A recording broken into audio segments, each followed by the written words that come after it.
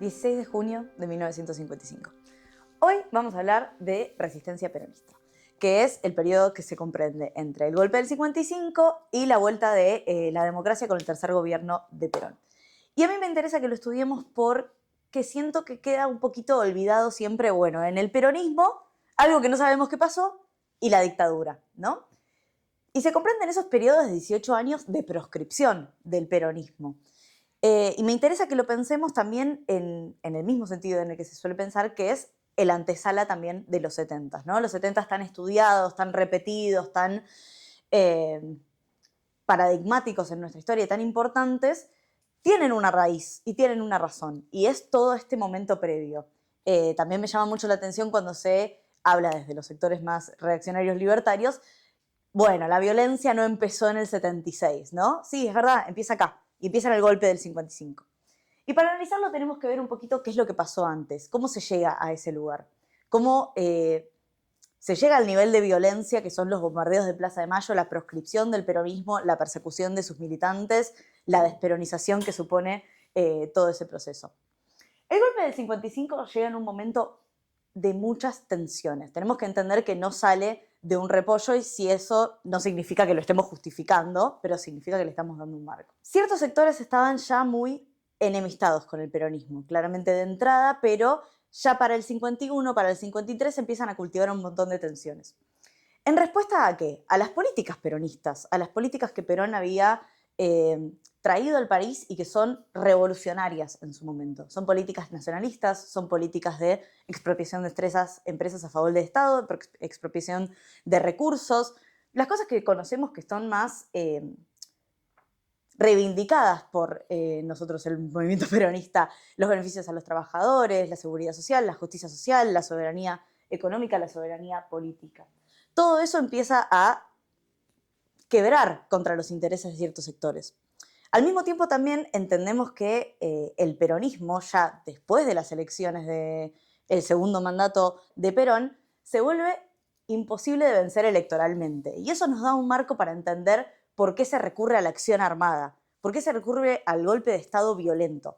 Porque Perón había tenido tanto consenso y tenía tanto poder legalizado en el sentido de cámaras de Congreso, que había podido hacer una reforma constitucional.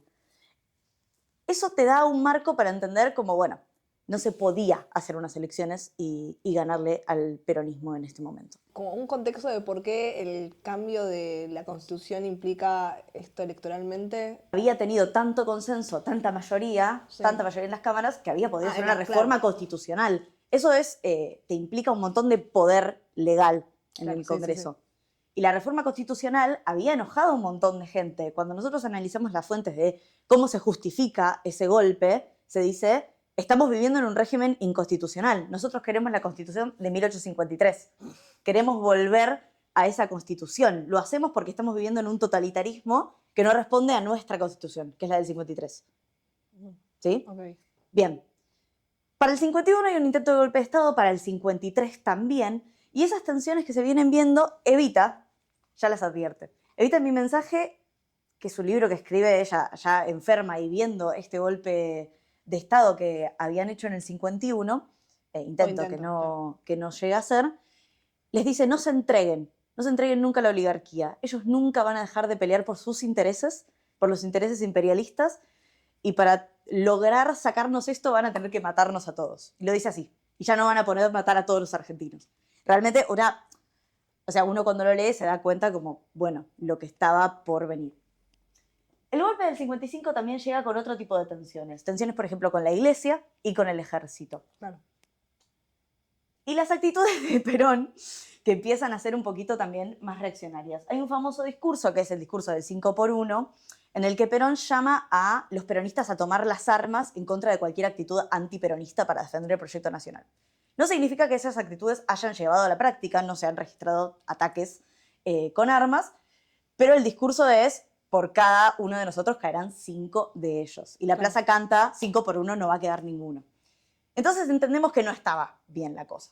Se empieza a formar una conspiración. Y acá lo que también tenemos que entender es que dentro del ejército la conspiración no es uniforme. No tenemos que pensar en el ejército nunca durante el siglo XIX y XX como un actor uniforme en la Argentina. Es un actor que tiene internas y es un actor que tiene secciones.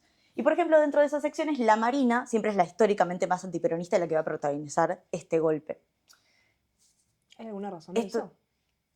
La verdad que Simplemente es no. como que cuestiones Son... de las personas... Sí, Ok, lo que eso no quiere decir es que no haya, por ejemplo, peronistas en la Marina. claro. Todo esto siempre vamos a hablar de las cúpulas más altas del ejército, claramente también rangos inferiores, pero las jerarquías. Y lo que también tenemos que notar es que no hay golpe de Estado de esta magnitud sin un apoyo civil, Claro. sin un apoyo ni siquiera también de la población, sino se habla también de los partidos políticos. El Partido Radical sale a marchar en el 55, sale a tomar la plaza. Los comunistas, los socialistas, actores de la sociedad civil, empresarios, grupos económicos, todos ellos dan un apoyo al golpe porque no se puede hacer sin apoyo civil en ningún momento. Entramos al 55 y podemos repasar los hechos del 16 de junio. Que no es solo el 16 de junio, sino que se dan combates por días en todo el país. Es un golpe también que se da de manera nacional. Imagínense que es derrocar al gobierno federal. En Mendoza, en Corrientes, hay levantamientos. Se bombardea Mar del Plata. No empieza, La Marina... de hecho. ¿Qué? No empieza, ¿en dónde empieza? Que dicen que, que empezaba, salían desde Córdoba y Mar del Plata es uno de los lugares que... Hay levantamientos en todo el país en distintos golpes. 12 del mediodía se bombardean la Plaza de Mayo. Se tiran 9 toneladas y media de bomba. Se calculan alrededor de 300 y pico de muertos, 800 heridos en Plaza de Mayo. No, es terrible. La Marina bombardea Mar del Plata, bombardea los depósitos de petróleo, Sí. lo cual podría haber sido un desastre, para que el resto del ejército peronista no tuviese reservas de nafta. Como para salirlo un poco, porque siempre hablamos del bombardeo de Plaza de Mayo y entendemos que es una escala nacional.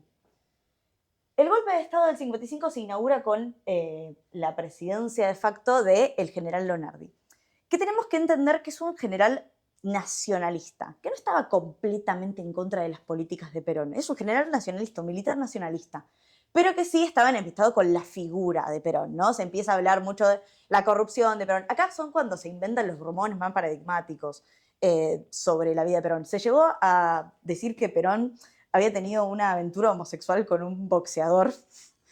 Como esas cosas que entendemos son rumores y de corrupción que buscan calar en la sociedad.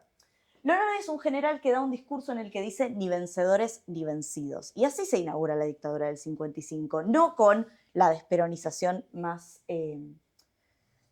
calcidrante, sino con un, bueno, nos molestaba Perón, Perón ya está, ya se fue, no pasa nada, no hay problema, podemos seguir con estas políticas. Eso a las grandes cúpulas jerárquicas y militares no les gustó nada, no venían con un discurso conciliador. Es más, Lonardi se junta con los sindicatos. Claro. No es que se prohíbe acá la asociación política. Había como, perdón, una pregunta, pero había como un rechazo directo a la figura de Perón también desde este lugar de que él encarnaba mucho la figura de un caudillo, tanto tiempo rechazada. Por eso va a ser a partir de ahora, se hace una asociación a partir de la Libertadora con Perón es Rosas. Claro. Y nosotros somos Urquiza, y esto es Caseros. Por eso cuando Milei lo reivindica de vuelta, Milei hace la misma comparación. Milei dice yo soy Urquiza. Bueno, es una línea antiperonista histórica de revisar la historia y ponerse en ese lugar. La segunda etapa de la Revolución Libertadora va a ir con Pedro Eugenio Aramburu, que no es lo mismo que Lonardi. Aramburu es un ferviente antiperonista y por eso acá empezamos con lo que se llama el proceso de desperonización. Se prohíbe la actividad política y se busca reeducar a la población. Se busca eliminar todo signo de peronismo, todo discurso, toda forma de demostración en una especie de ilusión pedagógica de que si eliminamos todo esto, si eliminamos el peronismo, podemos eliminar la idea del peronismo. Claro. Si eliminamos, esta es una frase que escuché una vez que se refiere a esto, es muerto el perro se acaba la rabia, ¿no? Como si se pudiese recontraeducar de vuelta a una población eliminando sus discursos, sus símbolos, se queman cuadros, se destruyen estatuas, edificios, se vandalizan, todo tipo de Sofía hace así con la cabeza, hace como no. Esto no ya puede fallecía ser. Eva encima. Eva fallece en el 52, si no Sí. estoy equivocada. Sí, años después. Se vandaliza un montón la figura de Evita. Bueno, acá Aramburu es uno de los responsables de la tramoya que hacen Del con el cuerpo cadáver de Evita. Por eso le van a tomar la represalia en el 70. Pero después vamos con eso. La despenalización entonces es esta idea de que se puede reeducar a una población. Se prohíbe decir la palabra Perón, se prohíbe el partido peronista. ¿Y qué es lo que queda si se prohíbe el partido peronista y se prohíbe decir Perón? Quedan los peronistas y queda la resistencia. Acá empezamos con el periodo de resistencia de 18 años que va a terminar en el 73.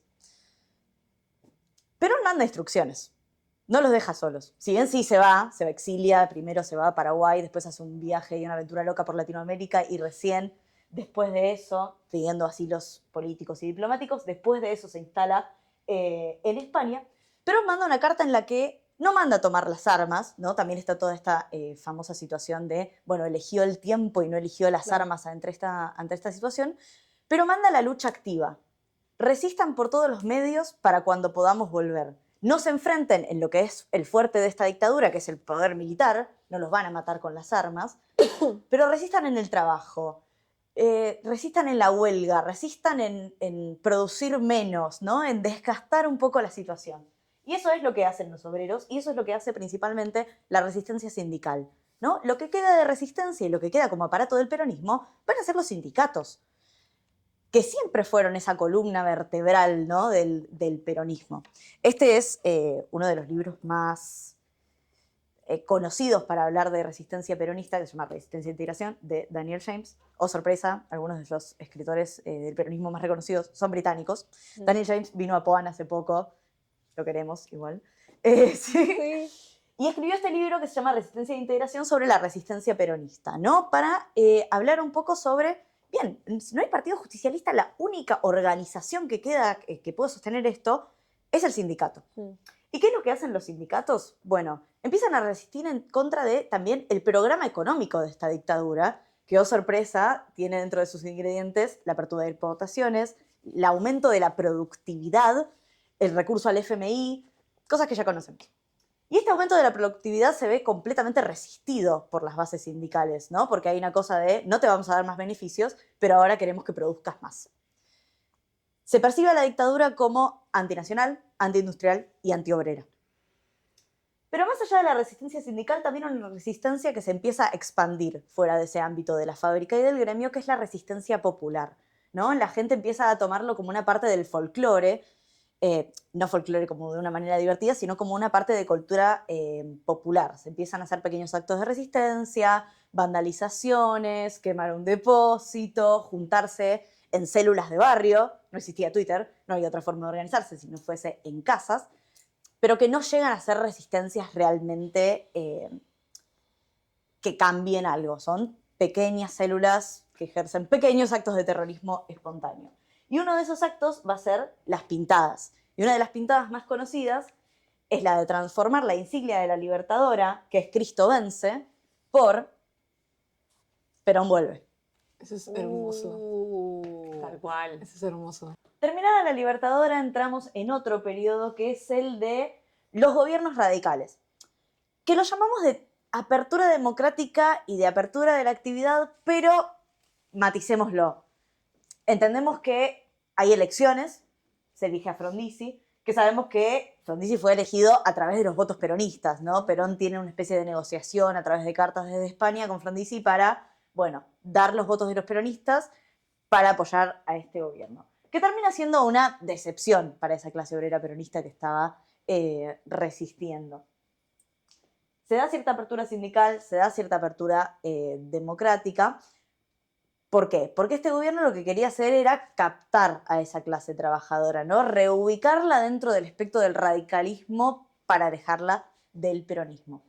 Y lo que yo leí cuando estaba investigando para esto era, creo que en el libro de Robert Gillespie sobre Montoneros, que da todo un contexto, es que esto no se logró porque la clase obrera peronista y los sindicatos no iban a ceder ante un gobierno que no les diese las mismas satisfacciones materiales que daba el peronismo, Claro. ¿no? Que lo señalase como una crítica, pero yo lo pienso como una reivindicación. Como, bueno, no se va a incorporar a un proyecto político que no sea el que nosotros conocimos con este nivel de calidad de vida. Frondizi da cierta apertura sindical y es en este momento en el que surge la figura paradigmática y paradójica y tan cuestionada de Augusto Timoteo Bandor.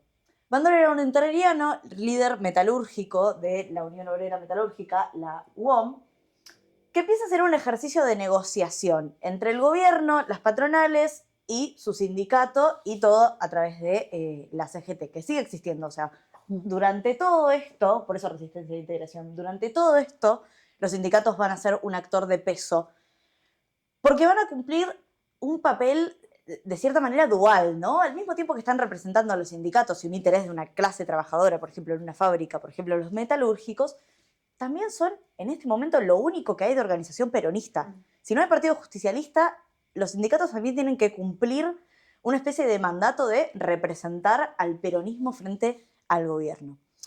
Y Bandor empieza a hacer este ejercicio de, bueno, otorgar beneficios, ejercer como mediador, tener una habilidad de negociación, que yo la pienso desde un sentido como de política pragmática y de política real.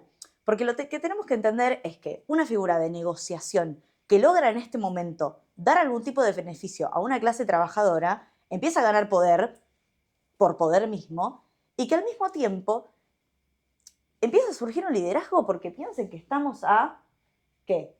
3 años, y Perón no se sabe si va a volver. Perón es instalado en España, es viejo, es una persona grande, nada te garantiza que en el 73 vuelve, te ordena todo, vuelve a ser el mismo líder, gana con el 60% de los votos. Entonces hay una cosa de, bueno, ¿qué es lo que queda acá si no hay líder? La organización real, el pragmatismo, la política material que se puede hacer en este momento. Y por eso Bandor empieza a tener el poder que tiene. La comunidad organizada. La comunidad organizada sin Perón. El tema es que lo hace con Perón vivo. Todavía no está ido, ¿no? ¿Qué dice Perón de todo esto? Se imaginarán que no le gusta nada. Y responde en varias interacciones tratando de mandar a un delegado a la CGT, que es José Alonso, y responde en una carta en la que le dice: el enemigo principal es Bandor. Hay que darles con todo y a la cabeza, sin tregua ni cuartel. En política no se puede herir, hay que matar. Entendemos que no le gustaba nada a Perón el ejercicio de poder que se le estaba haciendo y manda a este delegado sindical para que desoya a Bandor. Pero no lo logra. Se empieza a formar esa rispidez que no tiene solución hasta más adelante, que vamos a ver qué es lo que pasa con Bandor. En ese sentido se le hace un golpe a Frondizi, que no era lo suficientemente antiperonista, como si lo es Ilia, que es el sector más radicalmente antiperonista. Y ahí sucede algo también que es el intento fallido de la Operación Retorno, ¿no? En esta idea de, bueno, Perón vuelve, Perón no vuelve, Perón vuelve, Perón no vuelve, en avión negro, toda esa cosa muy misteriosa. Intentan que Perón regrese al país, lo aterrizan en Río de Janeiro y no puede volver. A partir de la Operación Retorno lo que empieza a haber es una ruptura definitiva, porque Perón no puede volver. Entonces Bandor queda como mal parado en ese lugar. Si Perón no va a volver, que vos querés asumir el liderazgo, lo terminan baleando en las oficinas de la UOM. Asesinado, igual que Rucci, los dos traidores al movimiento, terminan de la peor manera. Terminan los gobiernos radicales y empieza un momento aún más sanguinario que va a ser la Revolución Argentina, a cargo de Onganía, que es el gobierno más sangriento, que se termina desplomando con 2 hechos fundamentales. Pasan años en el medio, pero son, primero el Cordobazo, un levantamiento popular realmente de las bases, y el asesinato y la ejecución de Pedro Eugenio Aramburu, que es lo que yo les leía antes, la aparición pública de Montoneros en este momento. Montoneros ejecuta a Aramburu, ¿no? En venganza también por lo radical que había sido la desperonización de los años 50 y todo el horror atrás del cadáver de Evita y sus movimientos alrededor de España, Argentina. Creo que lo hablábamos en una columna de la radio una vez, la habían enterrado con un nombre falso, todo muy horrible alrededor de su cadáver.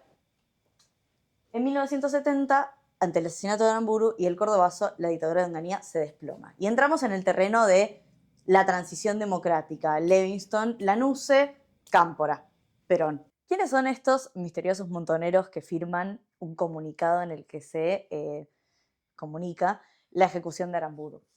Los montoneros son jóvenes, realmente jóvenes, más chicos que nosotras incluso, de clases medias altas, que se ven influenciados en este momento, ¿no? Piensen que crecen en la década de los 60, por los movimientos del tercermundismo, la doctrina social de la Iglesia, este cristianismo del tercer mundo que está en boga no solo acá, sino en toda América Latina, la Revolución Cubana, la Revolución China, la guerra en Vietnam, son un montón de eventos que impactan en Latinoamérica a través de la iglesia, por eso afirman que Dios, nuestro Señor, se apiade de su alma. Son católicos, son cristianos.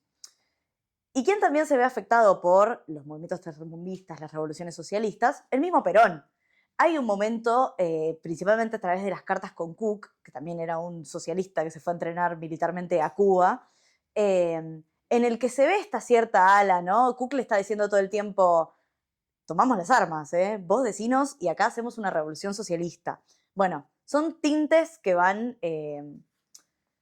tiñendo a Perón y por eso siempre se habla de tipo, bueno, ¿cuál es el Perón que te gusta a vos? Porque hay un Perón de los 60s que empieza a avalar esta actividad armada, tinte socialista, tinte izquierdista.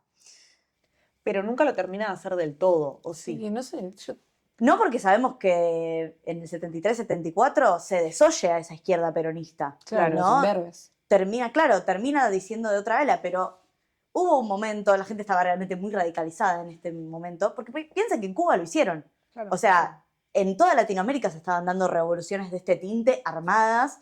O sea, la violencia política está muy naturalizada en este momento, la gente está armada, estos pibes están armados, los militares están armados, obviamente. Mi punto es, independientemente de que Montoneros claramente levantaba la bandera del peronismo, no había un aval directo de Perón hacia, ¿sí? Hay indirectas, tal vez, como hay ciertos tipos de apoyo. Imagínense que es algo que llama la atención. No hay ningún momento en el que Perón diga, es ahora, tomen las armas. Ese momento nunca llegó. Es lo que pasa siempre con la revolución socialista. La pregunta es cuándo llega. Todavía no ha llegado a la Argentina, pero es un momento en el que mundialmente hay un aval para hacer eso. Y políticamente hay una idea. Montoneros actuó por mucho tiempo, con mucha infraestructura, no con tanta gente, pero con un motivo ideológico muy importante. Son jóvenes que adoptan la mentalidad peronista, la mezclan con el cristianismo y la llevan para este ala socialista. Es una mezcla compleja, pero que sucedió. Confundidos los muchachos. ¿Confundidos decís vos? Félix Luna dice lo mismo en el prólogo de un libro, que estaban locos, realmente. ¿Leyeron La llamada? No. Bueno, La llamada es un libro de no ficción que escribe Leila Guerrero, editora del carajo, en donde habla de la vida de Silvia Lavaruru, no me sale el apellido nunca, que fue montonera, hija de militares, de hecho. Mira. Por eso, como que La llamada, porque es una de las cosas que la salva, digamos, de la ESMA. Y cuenta un poco de cómo ella, siendo, primero que bastante, es tipo hija del Nacional encima, cómo empieza a meterse un poco en Montoneros, y cómo fueron como esas primeras veces y cómo se acerca también al catolicismo y cómo se acercaba. Entonces es como una buena lectura para entender eso. Es un poco triste y desoladora también, porque o sea, lo que trae también es cómo, mi lectura es que cómo fue efectiva también la dictadura militar en el querer a estas personas que están tan radicalizadas sacarle la pulsión política. Es que es todo este momento también. O sea, cuando vos estudias esto te das cuenta, bueno, ok, funcionó cierto tipo de desperonización. Sí. Realmente, a partir de lo material, y si te meten preso y si te matan, funciona de facto ese tipo de pulsión. Llegamos al 73 y en este momento se termina la resistencia peronista con el tercer gobierno de Perón. A mí lo que me interesaba para tratar este momento era, como les dije antes, que siento que no está tan estudiado y no está tan revisado como los 70. Hace poco, por ejemplo, cuando se cumplió el aniversario de los bombardeos, se llamó mucho la atención sobre esto, como es el acto más violento concentrado en un solo día que tenemos como país. Y tal vez si le preguntás a alguien por la calle no sabe qué es lo que pasó, cuándo fue y por qué. Con el tercer gobierno de Perón en el 73 se termina este periodo que llamamos la resistencia peronista. Se levanta la proscripción, vuelve Perón al poder.